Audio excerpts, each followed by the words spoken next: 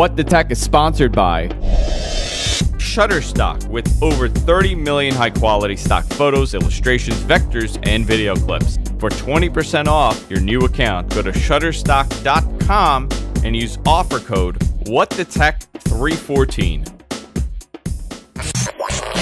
What the Tech?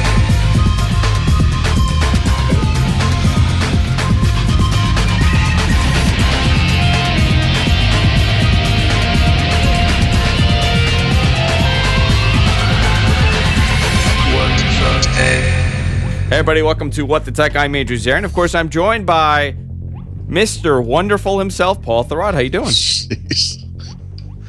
I've been better, Andrew, but thank you. How are you? Not feeling too well today? Yeah, I'm a little sick. It might be the change I like when in I weather. tweet online that I'm sick and people are like, oh yeah, you're coming down with Titanfall disease. You got that last time too, didn't you? Somebody reminded me of that. Yeah, I guess when the Xbox One launched, I was also sick and everyone thought I was kidding, but I was actually really sick that week. You were so sick you had to cancel. Yeah, I was really sick in November. Yeah. And you I don't think you've ever canceled. I think it's maybe that was the only time that you really had to cancel a show because you were sick. Because I was sick, yeah. Yeah. Yep. I mean, for other things like going out Every drinking. once in a while I'll be like, hey, by the way, I'm in Vermont and I can't do the show tomorrow. Like it just kind of snuck up on me. Yeah, how about so mine? Stupid. Hey, Paul, I'm stuck in Mexico. There's no show this week. Right.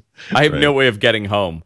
We have a lot to talk about today, especially grooming, because my face is very groomed right now. I have a beard, a chat room. We have a live chat room. If you're watching live, you can go to gfqlive.tv. We have a phenomenal group of people there, about 130 people right now in the chat room, all making fun of my face because I have this crazy groomed goatee and beard, so you could join in on the fun there. But before we go into our news, I want to thank our sponsor for the month of March, actually. They're on board, and that's Shutterstock. Now, what is Shutterstock? Actually, before I go into the read, I just want to say, we've been doing Shutterstock reads for about a year now, and the last month and a half, I don't know what it's been, I've been getting tweets nonstop asking for the offer code. I guess a lot of people are realizing that this is a great place to go if you're a web developer, if you're looking for any kind of stock photo, any kind of illustration, vector files, video clips. We're redoing the GFQ website, and I'll tell you, I've spent endless hours on Shutterstock. You kind of fall through this rabbit hole of just spending hours on the thing. I was just looking at microphones, just images of microphones, and literally I spent hours there. If you are a web designer, if you're creating a portfolio of any sorts, if you're creating a presentation for work, this is a website for you, and they have an awesome deal for our viewers. 20% off a new account if you go to Shutterstock.com and use offer code WhatTheTech314. That's WhatTheTech314. They have over 30 million high-quality images, illustrations. They have HD imaging, and now they have 4D. 4D, Paul. Now in 4D. The fourth dimension. They're in the fourth dimension. Wasn't that a singing group? The fourth dimension? Wasn't that? I'm sure it was. Frankie Valli's group or Tony Orlando's group? If it wasn't, it really should have been. Something like that. And here's a great thing. If you're on Shutterstock, if you're paying for if you're paying for image packs or you're paying for a monthly subscription, you could download up to 25 images a day with the standard subscription, and it doesn't count against how many images you're downloading if it's the same exact image, depending on what the size is. So it doesn't take away from it. Great company. I stand by them. We use them all the time. That's Shutterstock.com. Offer code WhatTheTech314, and let them know that we sent you, so they keep coming back, because we want them to come back. Please come back. Paul, a lot to talk about today. I don't know what I just did. There we go. Wrong buttons, Paul. Let's talk about Titanfall. Titanfall came out. Yeah. You've been playing it. Everybody that I know is playing it. Everybody's going crazy about it. What do you think of it? It's okay.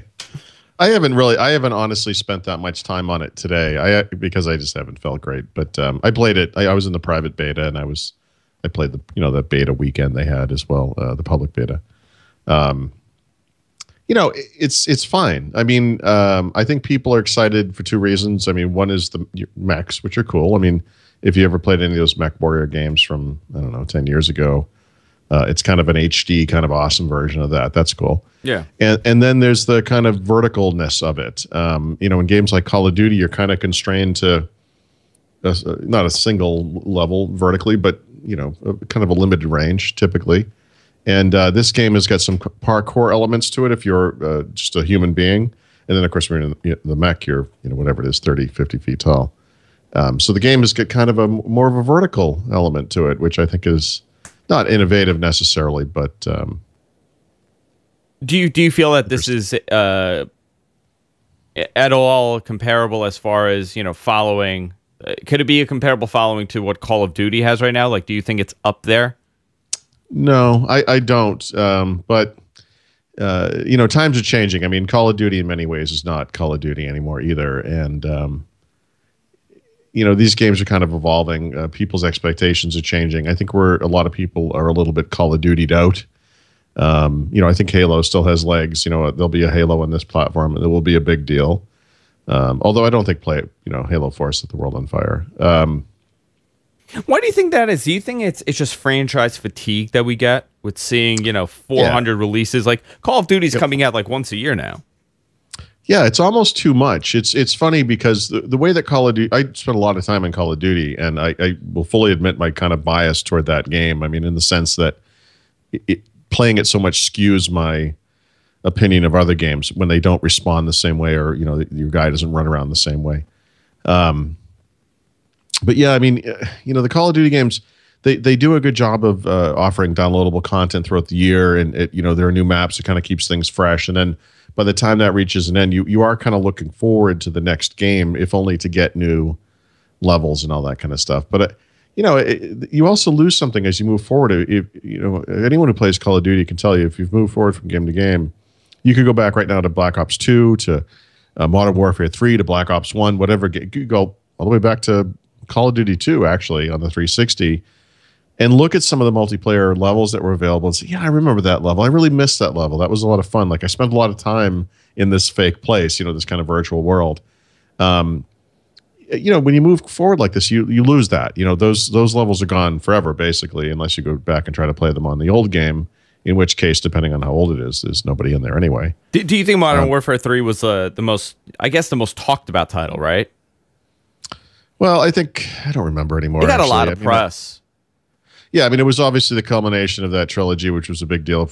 Modern Warfare was the thing that set off all the stuff. In fact, it was the guys behind Modern Warfare who are doing Titanfall today. They're the guys behind Respawn. Is that the Save the Russians one, or was it 4? Well, Modern Warfare, the first Modern Warfare was Call of Duty 4, and so then it was Modern Warfare 2 and 3. And yeah, that was kind of a Russian storyline, yeah. Because that one, I mean, I remember it got so much press, and the media was like, oh, it's too realistic. Like, you have to go into the airport and shoot people. And I'm like, yeah, but that's like it's a video game. That's how it is. You shoot things. Yeah. It's interesting that the first-person shooter platform has gained so much popularity, where those are the games that are selling the millions of copies. Yeah, I mean, they're entertainment blockbusters that are akin to or bigger than any movie in many ways. They have bigger openings than movies do and all that kind of stuff. They're big. And it is amazing if you kind of step back. Even a game like Ghosts, the newest Call of Duty, where I think a lot of people, myself included, kind of look at this thing and thought, yeah, this is more of the same. And, we become sort of jaded to it. But the truth is, there are some amazing visuals in there. There are some amazing environmental effects that occur in there, dynamic environments and so forth. Battlefield has a lot more of that stuff.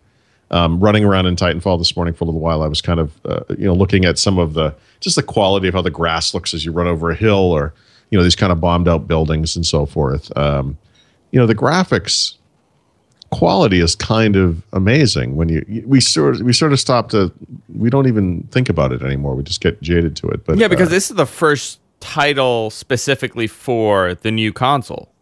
It's the first blockbuster title. Yeah, blockbuster title. Have you noticed a significant difference in the quality between what it would be on the 360 and what it would be on this? No, and I guess I could try it on the 360, but I'm not gonna spend another $60 to do that. But I'm curious how far ahead it is. I'm betting they're pretty close. At least right now. I mean, a couple of years from now, it'll be a different story, but in the beginning, it's probably pretty close. Yeah, I think this game has an interesting advantage in that it was written for the Microsoft platforms, which makes it sound like they're all different things. But Xbox 360, Xbox One, and Windows are, all very similar underpinnings, DirectX based and so forth. And so I think that allows them to optimize it a little bit more. So, do you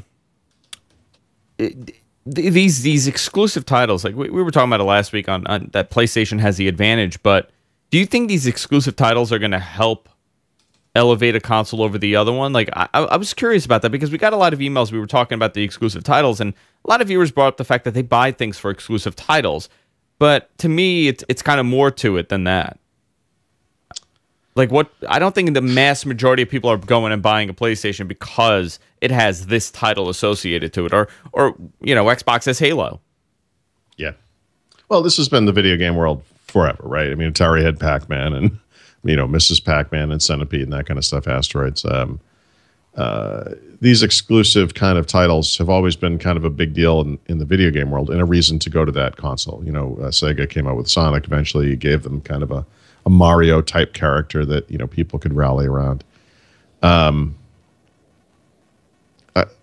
a game player, I understand the necessity, but I also think it's too bad because there are certain titles, say from the PlayStation 3, Uncharted and so forth, the Resistance games, which look pretty good. Well, actually played one of them straight through, where a lot of people would never experience those things because they're only available on the console they don't have, or vice versa. If you're a PlayStation guy, you can't play Halo. They took it to horrible extremes in the Microsoft world, where the original Halo was, of course, very cross-platform. Halo 2, I think, belatedly came out for Windows Vista when that platform was kind of struggling. But none of the other Halo titles ever made their way to any other consoles or or to the PC. And so they're not doing that with Titanfall. That's good, but that kind of thing is tough. And I again, just as sort of as the player part of it, I don't appreciate that part of it. It's too bad. I'd like to see, like Sega did, have the Nintendo guys put their characters and games on mobile devices that they don't make, and spread these things around a little bit. Yeah, I just wanted to touch on it for a little bit because I wish I could still play these games, Paul. I really do. I don't know why. I can't do it. I can't do it. So I want to talk about this because you have an interesting article on your website right now. 28 days later, thinking about mini tablets. Yep. I mean, just heated debates with people on this exact topic. I'm not crazy about mini tablets. I'm the only one that's not crazy about mini tablets. No, there must be others, but it's rare, Paul. I mean, everybody that I talk about loves the form factor of 789 or 7.8. They don't like anything above that. Right. It seems like over the last year, I guess the iPad Mini changed it, but with the iPad Mini, a lot of people that were diehard, no, the size of the screen is it's the right size on the iPad. This is the one to get. Size of a piece of paper. Yeah, that's what they wanted. Now it's a totally different ballgame out there. I mean, it's really about the mini tablets in a way.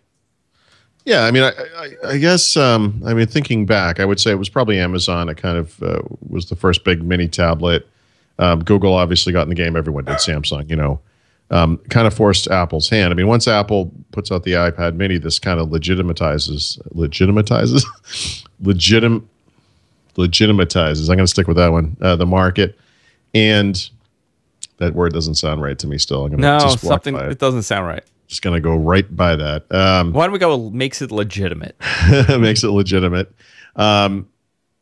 And now because of, I think a lot of it is the price. This is the volume part of the tablet market. And I think for the people that were kind of rah-ing the iPad on early on as this thing that was going to destroy the PC market and so forth, the problem with the mini tablets is that they are so clearly that thing that iPad lovers hate to admit, which is a consumption device. This is not, you're not going to hook. I mean, by the way, some people do this, but no one, most people are not going to hook up a keyboard and a mouse and, type in Word documents on one of these things.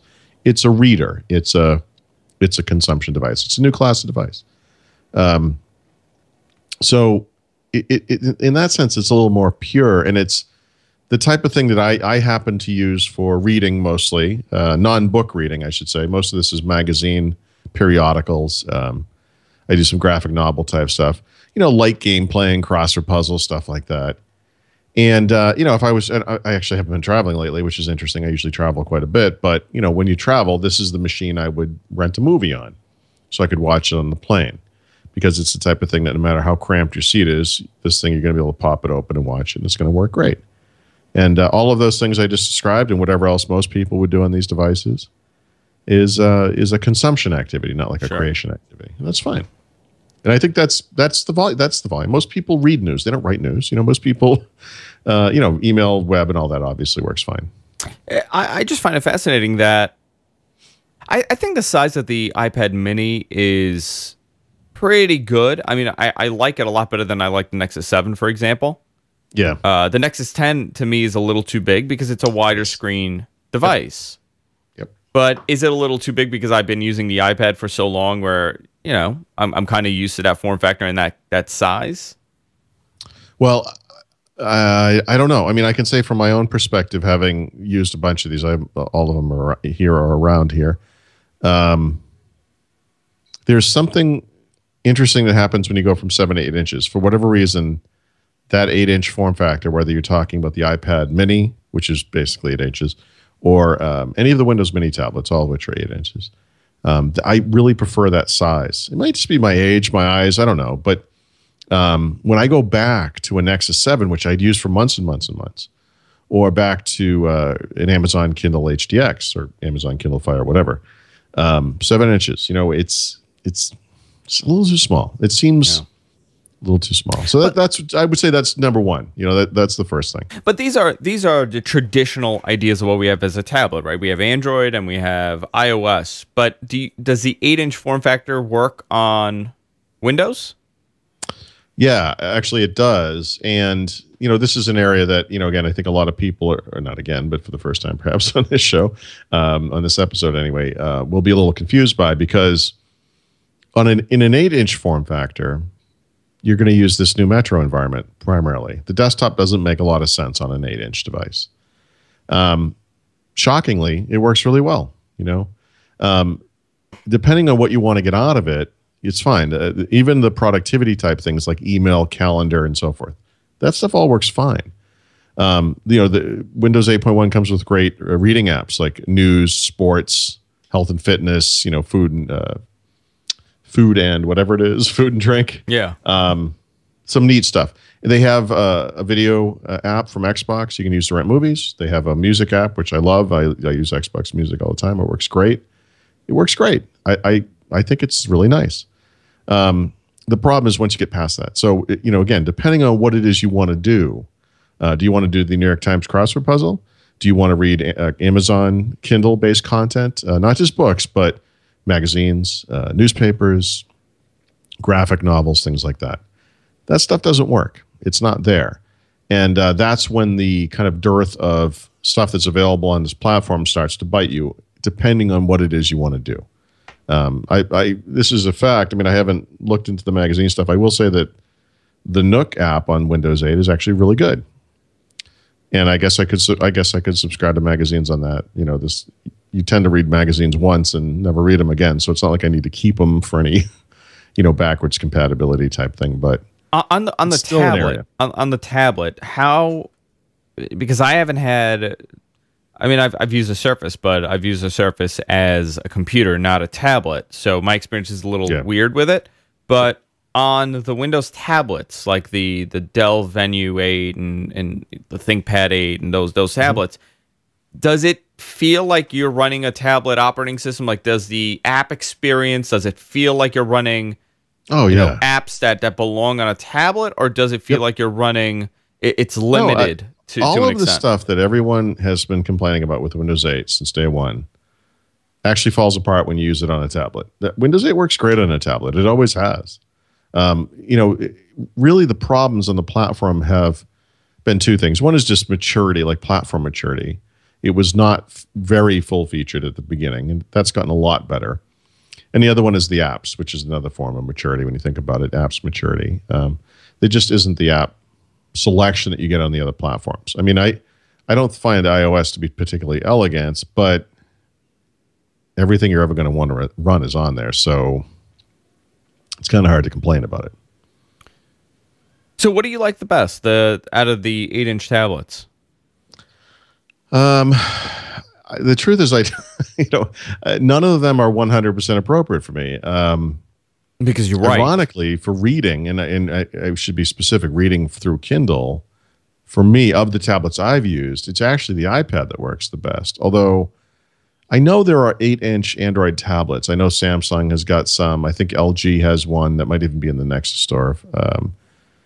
And so, those are things I might look at, because the Android Kindle app is quite good, and that would solve a lot of that kind of issue.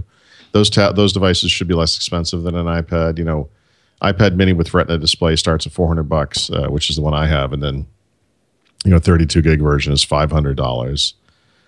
Very expensive, compared to Windows tablets, which $200, $230 to start. Android tablets, same thing, about $230, $200, for a Kindle or a Nexus 7 kind of. I mean, they should be selling really well. I mean, for $300, you're getting a pretty decent, piece of hardware with like the Venue, for example. It depends. Again, it depends on what you want to do with it. So I think the thing that's holding back Windows is not really Windows anymore. It's the rest of it. It's the ecosystem. And then on the Android side, actually, there's not really a lot holding it back. Actually, the Android stuff's pretty solid. I had a discussion with someone, and they had no idea that Windows had tablets. Like, they didn't know that they're fairly new. Like, but it's fascinating. Like, perception, right? We were talking about this off the air on what people perceive as good and bad. Right. I just built a computer for my younger brother. He wanted a gaming machine. I built him a gaming machine, and I was going to install Windows 8. He's like, "Oh, can you put Windows 7 on?" And I asked him why. Why do you want Windows 7? And he goes, "Oh, because everybody told me Windows 8 sucks." It's unfortunate. But who's everyone? Right. Right? Are these evil people? Like, I guarantee you none of them are using Windows 8. Right. It's the perception based on what people are saying about it. Yeah. I had problem. A viewer of ours, I got to find the email because I wanted to bring it up on the air and I can't find it now, but he brought up an interesting thing. He said, because last week we were talking about the perception of what people think of Windows as well. And he threw this what if RT came out before Windows 8 and it just had Metro? Right. Right? Yep. The perception of it would have been, wow, this is really a cutting edge design. Maybe. But you know what I wish I had? I wish I had desktop on this thing. Yep.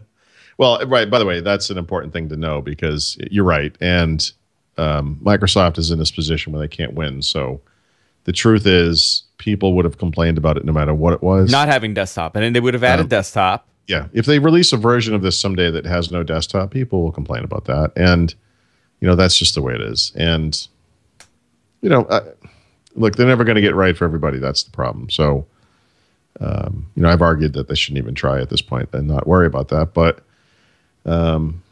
yeah, I mean, I will say, though, that the artificial commingling of this new environment with the old environment is kind of tough and understandably irks people. I get that. But you were able to get it from the beginning. Like, you understood it. You got it. You didn't hate it, the commingling between the two.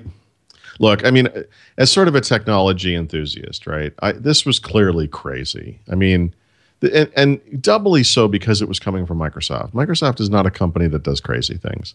And this is a core product. This is nuts to change this so much.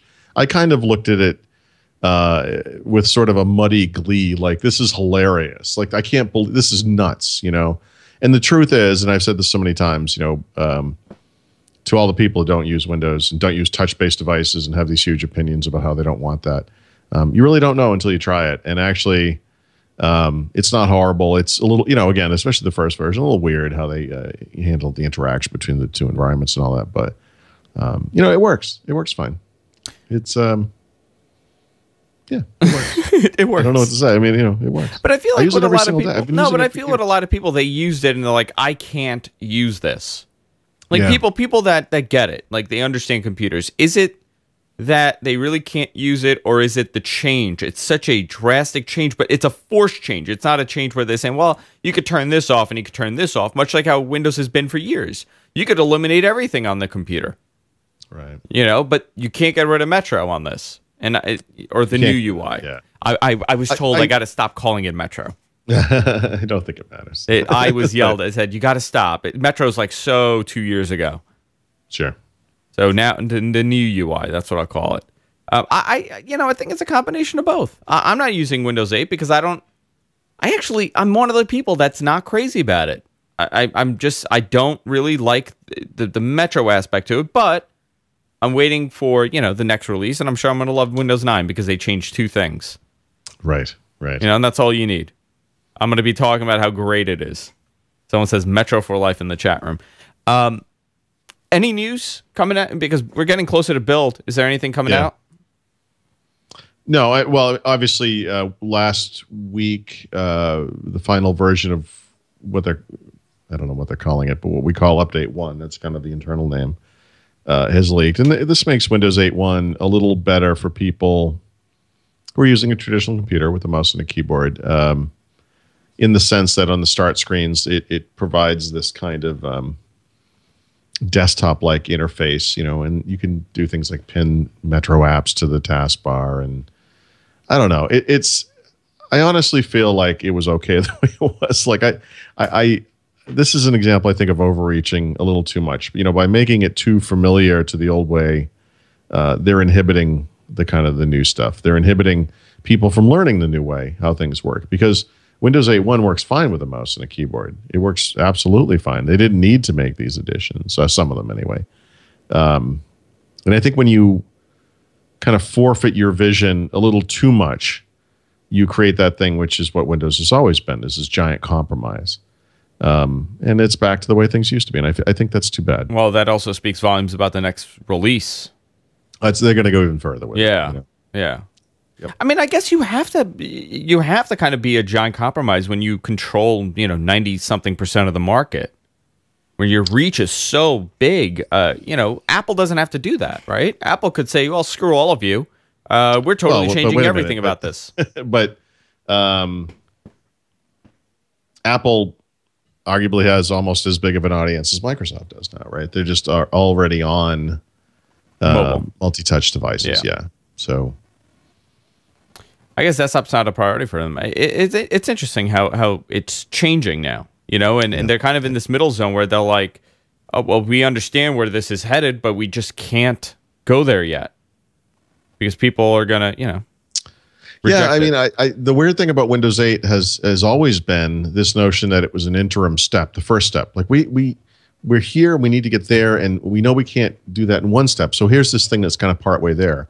And it's weird to me how subsequent releases show them kind of wearing this future on their sleeves a little bit. It's like, okay, we're still not all the way there, but here's another step. And, it's very easy for me or anyone else to look at this product and say, well, you do this one thing, but you don't do this one thing. Oh, no, that's coming in 8.2 or 9.0 or whatever we're calling the next one, They're kind of just doing little bits at a time because that's how they do things these days. Yeah, it's a little weird. So, talking about a little weird. Strange day we live in. It really is. Talk about a weird thing. Last week we were talking about iOS in the car, CarPlay. Yeah. And there's some information came out, but we weren't really sure exactly what the specs were. And I saw your post about how it's integrating with QNX, which is BlackBerry. QNX is the platform behind the BlackBerry operating system, but QNX has been around for years, and they power many, many things. From what I've understood so far, Paul, and tell me if I'm wrong, QNX, iOS in the car, CarPlay will only work with QNX systems. From the reading, will only work with in-car systems that are running QNX. And that's actually the delay behind the launch. Because this thing was supposed to launch in November. It was in June, and it was supposed to come out in November for the 2014 models. I actually did think this took way too long. It did. It just seemed kind of strange. And I don't really think it's the car manufacturer. I don't think it's Apple. I think it was the car manufacturers not adapting the QNX systems in the car. And that's the interesting thing, because if you read the press release, they're talking about QNX is talking about the relationship between the two companies and that they've been working together for years. And that makes a lot of sense because every single one of these cars, majority of these advanced navigation systems are running QNX somehow. A lot of them have been running QNX for years, for the last 5-6 years. So, of course, they need to work with Apple because the Apple, they have the Apple connectors in the car. Right. This is where it gets interesting because if you're not integrating QNX, you're not going to get this feature on the car, number one. Number two, I wonder if this is part of the move for Ford to leave Microsoft and go with QNX. I haven't done this. I suspect if you were to look at the list of car companies that have announced that they will eventually have, what are you calling a CarPlay integration? They're not all QNX licensees right now. I think they are. Are they all? Okay. I think so. Well, 100% the ones that are coming out are QNX. Except for Ford. And Ford dropped Microsoft, so they're not going to get it until they get QNX. Right. So that's the other thing. A lot of these guys aren't coming on board right away. In fact, maybe not even this year. Okay. Well, I mean, the one thing I do recall is when we first started talking about this, the first thing that struck me as you kind of read about CarPlay is that CarPlay is not the in-dash system. It's an in-dash system. It's like an app. It's an add-on. Yeah. Yeah. It doesn't replace everything else. And so I think some people saw this and said, I will never buy a car that has this, because I don't want an Apple device. And it's like, no. This is not the thing in the car. It's one of the things in the car. Yeah. It pretty much allows QNX to be bypassed. That's all it does. When you connect your phone to it, it bypasses it QNX. Goes to that software. It goes to the software, and that's what it's running now. It's running the software rather than running whatever the in-dash was. But the other issue that I have noticed is that a lot of the manufacturers now are incorporating QNX. They have it in, let's say, for example, Infiniti, because that's what I drive. Mm-hmm. They've incorporated QNX on one of their models. Just on one? Just on one. It's not even the higher end one. It's like the mid-range model that they have. Okay. All the other ones are still running the old system. Which is what? Which is whatever their navigation was, the crappy navigation that they have. Okay. They're not going to be switching it for another year or two. So let's say another 20 months, 24 months, they're not going to be switching over to the new system. I think a lot of the car manufacturers are also going to play this, where it's only going to be select models get this, and the other ones get the old system until they're all ready to be changed and updated. It's going to be a mess. I'm really, like, they're saying, like, oh, well, Nissan's going to have this in 2014. Well, no, only maybe one Nissan's going to have it. Right. I don't know. It may be a total flop due to it not being integrated in all the new cars. And what do you do if you have an older car? You're never going to be able to use this feature. Yeah, I mean, obviously, Apple will want to serve the new car stuff first. I do fully expect to see in-dash units. The same way that you can buy like a Pioneer stereo today that has Bluetooth in it or whatever. But this is the type of thing where you need, the way they're doing it makes sense because you need to go out with like a very well understood kind of set of partners and what they're doing, and you want to see how it works. And you don't want to explode it out into everything all at once. Because this needs to work properly. So yeah, and I'm not saying it's on QNX's side because I think QNX makes the best in stock car manufacturer navigation system and entertainment system. They're so really it's apparently the most well understood. I mean, yeah, it's very good. One of the reasons Ford was looking at is because all their partners were like, "Look, we do QNX. Everyone does." A space shuttle is using QNX. Apparently, space shuttle is using nice, not CPM 86. Oh, thank God. No, I do think that they do a great job. Now, if you already have that, like, why are you going to... It does everything already. You know what I mean? Like, it's not a priority to plug your iPhone in and use the iPhone interface. Well... because it's a pretty universal look, too, on all of the systems. Like, depending on whatever car you're in, you go from Ford, for example. Like, let's say you go from Infiniti to Jeep, it's going to be the same interface. Yeah, I mean, right. I think the idea here is to standardize something, and there are different ways to interact, right? I think I think we were talking about how Mercedes had like a knob, and some guys will do purely touch based and all that kind of stuff. But you know how it is today. It does, depending on your phone, depending on the car, depending on the year. The experience you get in a car is so different all the time. Some cars, the audio information comes through into the deck, and you can see it, and you can interact with it. You can, forward songs and all that kind of stuff. Some of them they don't. Some of them you have to, interact with the screen on your phone. I think this is just about drawing a line in the sand and saying, "Hey, this is how it works." Yeah. And it looks fine to me. I mean, people have talked about how the performance isn't there and all that kind of stuff. But again, this is just Gen 1. It's not even out yet. Yeah, they're getting it out. So I mean, it's not going to be out for.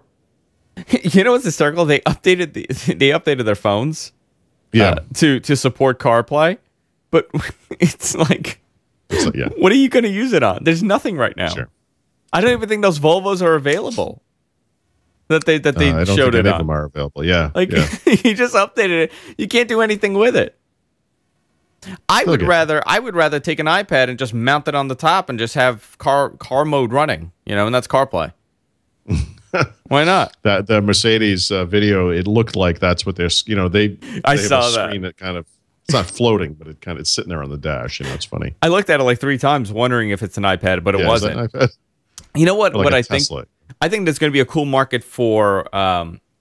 I've seen a couple of these demos where people actually install the iPad Mini in the dash.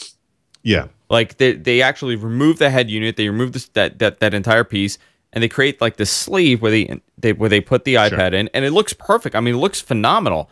I think something like that would be really cool, where it's connected, it's charging all the time, and you just put it in car mode, and now you have it in the car.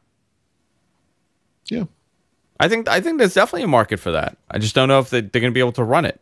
Someone's going to have to hack it. You can't go into car mode like that. Right. It's interesting. I'm really fascinated with the car technology, and last week I was a little critical, and I said they're like a decade behind, but something like this may catapult the entire industry into the current year. Car makers are so slow. I think that's also part of the reason they're doing this the way they're doing it. They have to just kind of step this out. They're most of them are years behind. Did you get the Roku Stick? I pre-ordered it. I don't think it's out yet. Yeah, no. Yeah. Did you? That's what I meant. Did you pre-order it? I did. Okay, so I'm going to ask you this question, and I was wondering the same thing. I'm going to ask you a question, Paul, and I expect a good answer. Okay. Why would someone want this rather than the Roku box? They wouldn't, and I'm actually kind of confused by this. So clearly, this was sort of designed for them to get a. Actually, there is a reason. I'm sorry. It was a way for them to get into that low cost part of the market that the Chrome Cast kind of hits, right? What's it, $35 for Chromecast? $35 versus. So this thing is $50, right? So it's $15 more. So why would you get this over a Roku? Because there's a Roku that starts at $50 already. Like why would you not want that? The Roku boxes, the non-stick boxes, the existing boxes, have USB input, which if you have content on a stick or a hard drive, you can plug it in and it works. And that works. I do that all the time. I don't think most people actually do that, but that's kind of one thing. So you eliminate that, and most people don't need it. And you can save some money on the device. It's obviously smaller, fewer parts, and all that kind of stuff. I haven't looked into this, but this device, and I think the Roku 3, and I think these are the only two that support it, support a cast functionality, meaning that with a compatible device, you can be watching content. I don't know if it's Miracast or I'm not sure what they're using. I haven't looked at it yet, but apparently they support a Chromecast-like functionality where the thing you're doing on the tablet can be cast to the device. And this stick will support that. Oh, that's actually really cool. Yeah, and I don't know anything that. about it. So what I've just said is all I know about it. So by the time this thing arrives, I hope to be a little bit more up on this. But those are the two big things from my understanding today. Yeah, apparently there's a Roku app for iOS and Android, and because Suncast in our chat room, he just got a Roku 3 and he loves the thing. I mean, he was actually pleasantly surprised on how simple it is to understand compared to, having like a media center, for example. I think a lot of people are kind of trapped in that we got to have a media center. I was one of those people. I had a media center for years, and then I totally abandoned it when I realized this was overly complicated to do, Netflix. Like, you don't need a media center to do Netflix. That's insane. I'm sorry. I should add one more thing. Sorry. Yeah. It has a remote. Yes. The Chrome, the Roku streaming stick, I think it's called, is a standalone device. And so, yes, it's $15 more, but it has a remote. So I think it's about the same, really. Yeah, $15 more. It comes with a remote, and you also have about 1,200 apps. You don't have that option. Right. Now, if you're a Google guy and you've got content in Google Play and that's what you want to access, obviously a Chromecast makes some sense. And I'm not going to downplay that part of it. I would much rather see the Google Play stuff hit Roku. Maybe that doesn't happen now because of this. I don't know.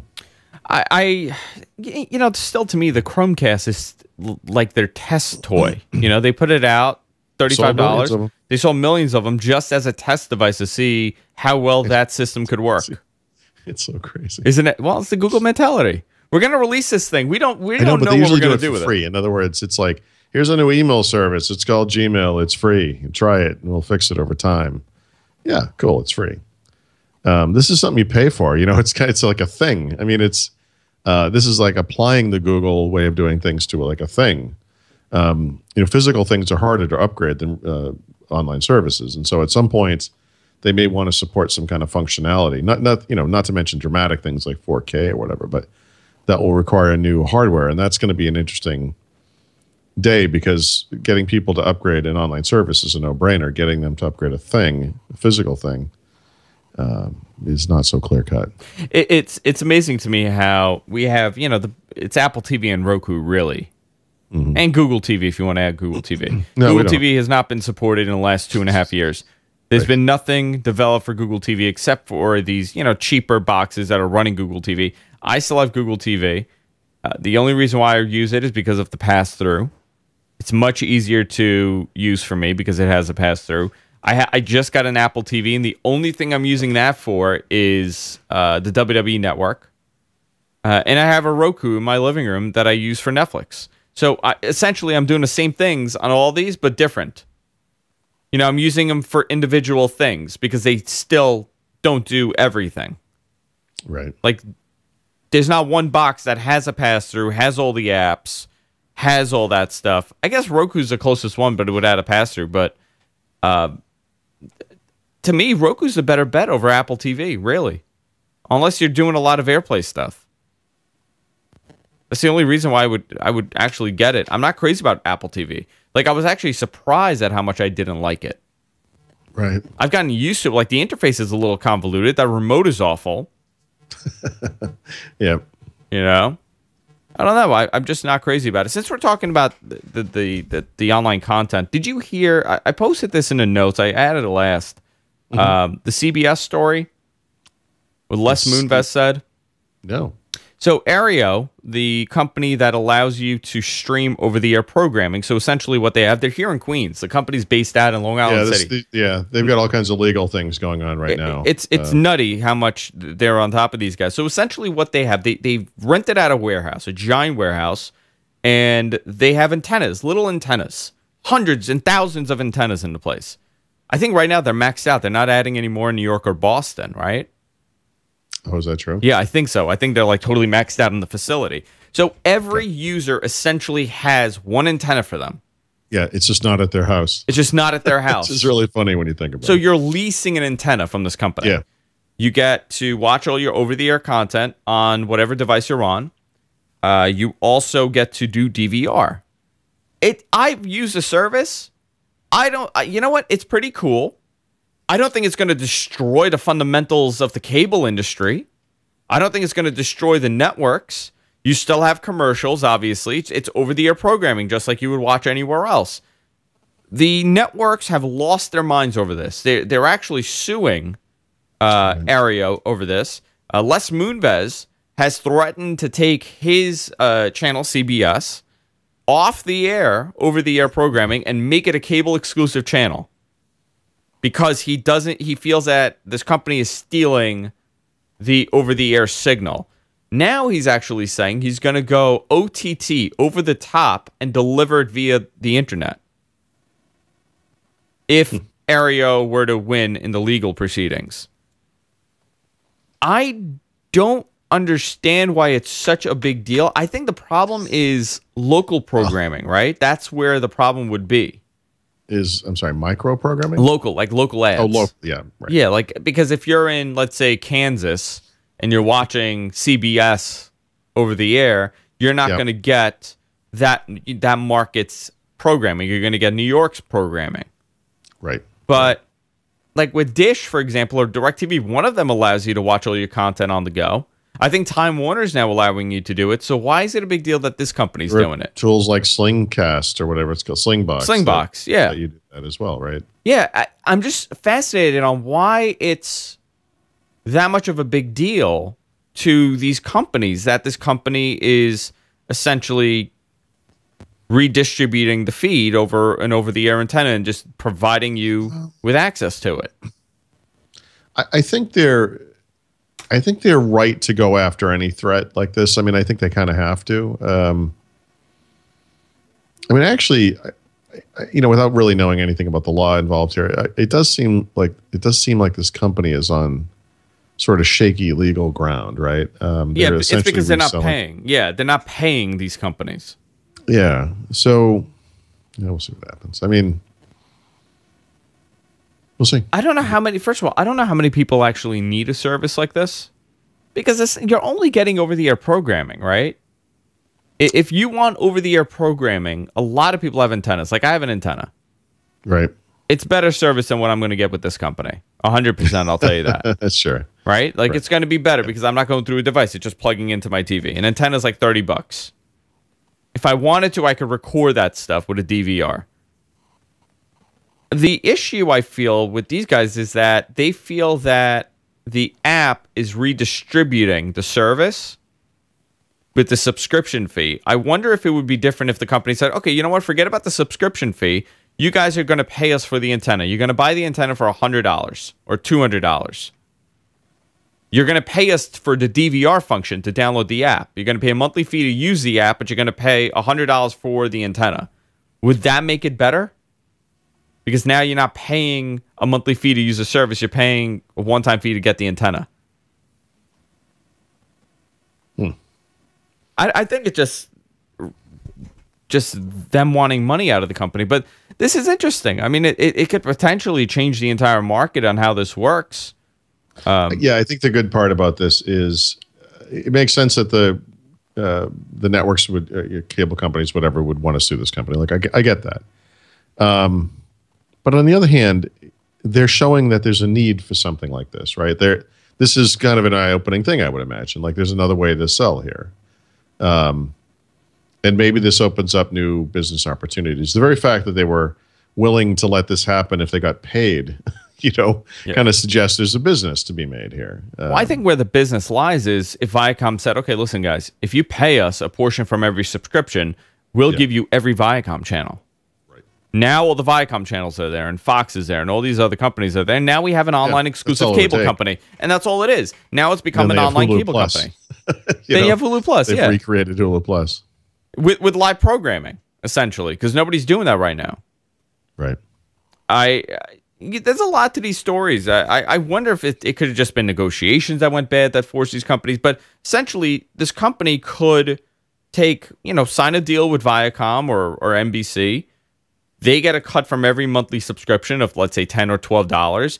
And now all their channels are available on this platform. Right. And most people are watching on the go. They're not watching it on their TV. I'm fascinated by this. I really am, because the entire market when it comes to the cable industry is totally shifting. And I don't know if there's going to be a wall that's put up where it changes everything, or the cable companies are going to embrace this change and say, okay, we understand you guys want to watch on the go. Here you go. Cable companies do not embrace change, so that's not going to happen. But I suppose anything's possible. Yeah. Les Moonves, by the way, is the CEO of CBS. been a CEO for a long time. Lumia Icon, Paul, before we wrap it up, let's talk about that. I think I'm going to pick one up. I'm very close to doing it. I've been lazy and I haven't. And I was supposed to get one sent to me so I could play around with before I went and did the purchase, but I haven't gotten it yet. Your impression on this thing? I really like it a lot. My understanding was that it was going to be kind of a brick of a phone. It looks like it's a big brick, you know. It looks heavy. And it is certainly solid, but I think the way I would differentiate it is that, you know, an older Windows phone like the 920, Lumia 920, was very heavy. It was brick-like, and it was dense. Like, it just felt like it was too heavy for how big it was. This one is got more of a quality feel to it. It's got sharp edges like an iPhone, which I kind of don't like. But, you know, we were talking earlier about mini tablets and how possibly there's something about the 8-inch form factor there that seems to make a lot of sense. The screen size on this does it for me from a smartphone perspective. So I'm going to get this wrong, but I want to say that the Lumia 1020, which is the phone I've been using since last July, I think it has a 4.5-inch screen. Nokia makes a phablet, which I like, except it's just too big, 6-inch screen, the 1520. And this one is a 5-inch screen, so it's kind of right. It's kind of in the middle a bit of those two. It does look like a big brick. Yeah, it does, but it's actually it's a good size. Like it's it's a good size. You know, Mary Jo Foley has one of these phones. She bought one for herself, and honestly, it is a bit masculine of a device. I can see for a woman it might be a bit much. She was coming from an HTC 8X, which is a very thin and light phone, and she loved that phone. Yeah, and certainly the form factor, I get it. But, you know, this thing has the same camera from the 1520, which is stellar. Quad-core processor, 2 gigs of RAM, 30 gigs of storage. Doesn't have a micro SD expansion slot, which is a little too bad. And that's the comparison right there of my the 1020 on the left and then the icon on the right. And so it also has a 1080p screen. And so you get the higher resolution, but also the denser possibilities with the tiles. How was the camera? You liked it? Yeah, I've only just started playing around with it, but it is the same camera from the 1520, and so it's excellent. It's not as good as the one in the 1020 in the sense that the high-res photos are not. I think it's 36 megapixels in actual use compared to, say, 20 on this one, but actually I think it's 16. But the quality is amazing. Yeah, it's a fantastic camera. So because I've been reading the reviews and people say, well, it's a great phone. It's the build quality is stellar, but it feels heavy. Yeah, I guess it depends on what you're used to. I mean, compared to a like a Samsung device, it's not plastic and cheap. But it is a little heavy is a tough word, but it is, you know, it's heavy, but it's heavy because it's high quality. Like you can feel it. It's nice. You know, it's a fairly big device. Not quite, you know, it's not a phablet size. I think it's like, again, I think we fit like a kind of an interesting sweet spot. Nice combination of screen size and pixel density. I mean, the 920 feels, you know, not heavy, but it feels that's just heavy. You know what it is when you're using it, it doesn't feel heavy. Like I'm okay with it. It feels like it's built really well, but then you go to like an iPhone, it's like, you know, sure, just picking it up, your arm is flying to the air. Well, yeah, but I mean, you know, I didn't take a picture of this. Well, I should say I don't have a picture of this in the preview. I will probably in the review, but the screen size difference between an iPhone and this phone is ludicrous. I mean, an iPhone is tiny. Yeah. And so they're almost like different kinds of devices in many ways. And it's an OLED display, right? Yeah. Yeah. I've been reading really good stuff about the display. Why the form factor change? Why not bring the, you know, all the other ones over? I can only speculate. I think that wireless carriers are demanding of Nokia that they come up with specific designs for them, you know. So T-Mobile got the 925, which is a beautiful thin thing. It's just beautiful. I really hope that this phone looked like that, and it doesn't. This one is just, it's kind of the old school unibody design that Nokia had been doing for a while there, but it has apparently like a metal band around the outside, similar to what the iPhone does. You know, if you look at that 925, I mean, this came out last year sometime, but it is very thin and light. It's got that tiny camera bump like you see on the 1520. I mean, just screen. It's just the entire thing is a screen. It's actually really. It's got a nice look. Yeah. It's so when you hold that thing in your hand, it's so thin and light. It's just beautiful. I bet it has a 4.5-inch screen. I'm just guessing, but it's it's not a gigantic screen. But that camera bump that it has is exactly like the one on the 1520. And so, like, if you imagine like a shrunk down 1520 with the same camera, you kind of arrive at the 925, which is why I was kind of hoping the icon would look like that. But it is quite a bit thicker than that. So I'm not really sure why. So do you think I should wait a little bit? Well, I don't know. I mean, well, first of all, it's only on Verizon. So if you're on Verizon, I mean, this is going to be it for a while. This is it. Yeah. I mean, we have not gotten anything really. We got the 8X. This is a good one, though. I mean, the one thing I'll say is, if this was on AT&T, this would be no brainer for me. I would use this instead of the 1020. Really? Why? Yeah, for the screen. Oh, for the screen. Because the pictures are very good. They're not the stellar. Like, I might still take the 1020 on trips. Right? How about the 1520? Is it just too big? It's just too big. Yeah. And when we went to Vermont, I actually used the 1520 every day instead of the 1020, just to see if I could get used to it. And I took all of our photos in Vermont were taken with 1520. The photos came out fantastic, the videos and all that stuff. It's just too big for me. I just can't. It's too much. It's for me. So I don't know. Yeah. Some people disagree with that, but. All right, Paul, let's wrap it up. It's almost 4 o'clock here, the time that we end the show when we record the show live. I have a meeting to get to. You lucky dog. Very important meeting. Now I actually have to walk to my meeting, so I'm going to be 15 minutes late because I'm going to walk to the meeting. But before we wrap up, a couple things. We're launching a new GFQ website any day now, guys. Any day now. We're just finding bugs left and right when we're launching this thing. Once we launch it, we're also going to launch the Patreon campaign for What the Tech. We have not forgotten about that. Also, thank you guys for the donations. We've gotten a couple bucks here and there from people that have been just donating to the GFQ PayPal, which is, we never talk about that. I don't ever think I brought up the donations at all on the show. So it's amazing how you guys are finding it now. Also, if you want to support the show, you go to our website, gfqnetwork.com. You could click on our Amazon link. We are part of the Amazon affiliate program. So whenever you guys buy something, we get a tiny little credit. And it goes a long way. I had to send Paul a wire. All $7 came from that account.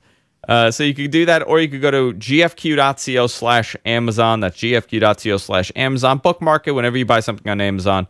We'll get a little credit, and I really appreciate when you guys do that. WinSupersite.com, all things Paul Thurrott. Also, Paul does a phenomenal show on the Twit Network called Windows Weekly. I don't know if you've heard of that show, guys. I think you should check it out. We're Mary Jo Foley and Leo Laporte, 2 p.m. every Wednesday, East. 2 p.m. East. So I said 2 p.m., and someone said, no, that's not true. You got to do 2 p.m. East. At The Rod on Twitter, I'm at Andrew Zarian on Twitter. You could also follow the GFQ Network on Twitter, at GFQ Network. And that's it, guys. Send us your email. I love hearing from you, and we'll see you all next week on What the Tech.